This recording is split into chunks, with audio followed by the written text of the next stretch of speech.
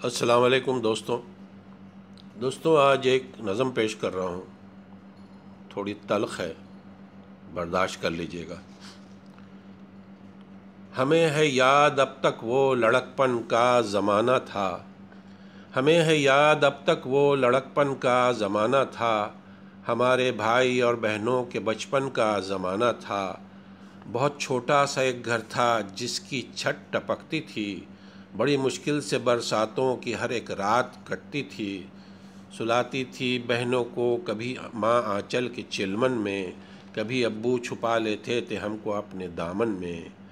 کبھی یوں بھی ہوا باندھے سبھی نے پیٹ پر پتھر، کبھی سب نے گزارا کر لیا دو چار لقموں پر، مگر سب کو محبت کے اثر نے باندھ رکھا تھا، ہمیں مٹی کے اس چھوٹے سے گھر نے باندھ رکھا تھا۔ سبھی ایک دوسرے کی چاہتوں میں گھل کے رہتے تھے، غریبی تھی مگر ہم لوگ سب مل جل کر رہتے تھے۔ امیری آئی خوشحالی نے سب چہرے بدل ڈالے، فقط چہرے نہیں دل ذہن اور جذبے بدل ڈالے۔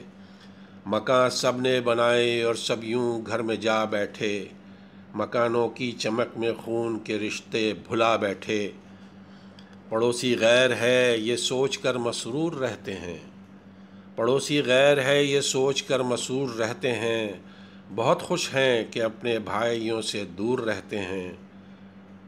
غرور و بے حسی کی جھیل میں اترے ہوئے ہیں ہم، امیری کے نشے میں اس قدر ڈوبے ہوئے ہیں ہم کہ جھوٹی شان کے شعلوں میں سب رشتے جلاتے ہیں۔ اگر ہے بھائی مفلس تو اسے نوکر بتاتے ہیں۔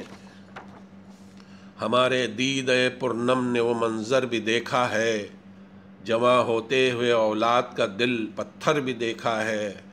جواں ہوتے ہی اپنی ایک الگ دنیا بنا ڈالی، سبھی بیٹوں نے اپنی اپنی جنت خود سجا ڈالی۔ نمایاں جس میں جنت ہے بھلا کے ایسے قدموں کو، نمایاں جس میں جنت ہے بھلا کے ایسے قدموں کو، نئے گھر کی طرف لے کر چلے سب اپنے بچوں کو، مگر جب بوڑھی امی اور ابو کا سوال آیا، مگر جب بوڑھی امی اور ابو کا سوال آیا، کسی نے باپ کو رکھا کسی نے ماں کو اپنایا۔ بہت مشکل تھا یہ لیکن الگ رہنا پڑا ان کو، بہت مشکل تھا یہ لیکن الگ رہنا پڑا ان کو، بڑھاپے میں بچھڑنے کا بھی غم سہنا پڑا ان کو۔ یہ منظر دیکھ کر آنکھیں ہماری ڈب ڈبائی ہیں، یہ منظر دیکھ کر آنکھیں ہماری ڈب ڈبائی ہیں، وہ لکھنا چاہتے ہیں ذہن میں جو باتیں آئی ہیں، جو اب دل کہہ رہا ہے ہم اسے تحریر کرتے ہیں، جو اب دل کہہ رہا ہے ہم اسے تحریر کرتے ہیں۔ قلم کو تیغ کرتے ہیں زباں کو تیر کرتے ہیں، وہ بیٹے کثرت دولت سے جن کے جسم ایٹھے ہیں، وہ بیٹے کثرت دولت سے جن کے جسم ایٹھے ہیں، جو اپنا فرض اپنی ذمہ داری بھول بیٹھے ہیں۔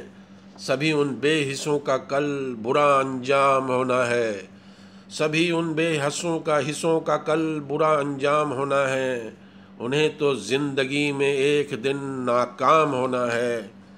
جو فطرت ان کی ہے اولاد میں بھی پائی جائے گی، جو فطرت ان کی ہے اولاد میں بھی پائی جائے گی، کہانی ظلم کی ایک بار پھر دہرائی جائے گی۔